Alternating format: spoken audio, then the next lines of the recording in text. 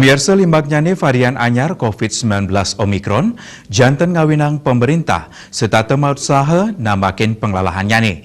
Sili tunggilnyane melarapan nureksain genah ngeranjing internasional Bali.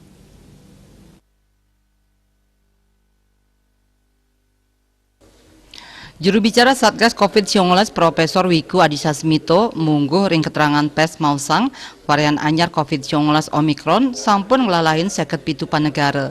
Pinaka usaha nambahin Omikron ngeranjing ke Indonesia, pemerintah sampun mapi dabdab sajroning nampenin importasi kasus minekadi medalang kewijakan indik panureksan genah ngeranjing internasional Bali, kewijakan mobilitas miwah protokol kesehatan. Ring genah ngeranjing internasional Bali nyayubin puatesan asal pelaku perjalanan internasional, karantina nyantos entry miwah exit test, raris kewijakan ring mobilitas penduduk taler protokol kesehatan, taler patut katincapang. Yening pikobet puniki nenten kaurati becik, kajejehang varian anyar pacang digelis ngelimbak ring tengahing krame.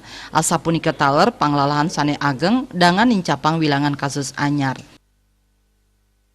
Kedua dan ketiga, pengendalian mobilitas dan kebijakan protokol kesehatan.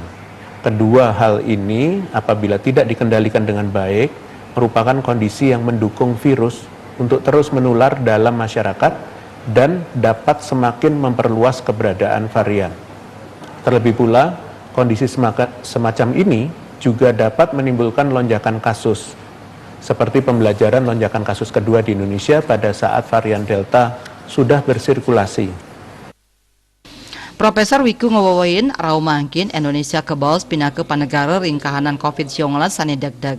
Nanging patut state katureksain santukan pandemi puniki rumasuk pakibah global. Napi malih galahe mangkin sampun embas varian anyar sekadi Omikron. Dani ngaptiang krama Indonesia presida disiplin ngemargiang protokol kesehatan, mobilitas miwah vaksinasi. Riase Bali TV.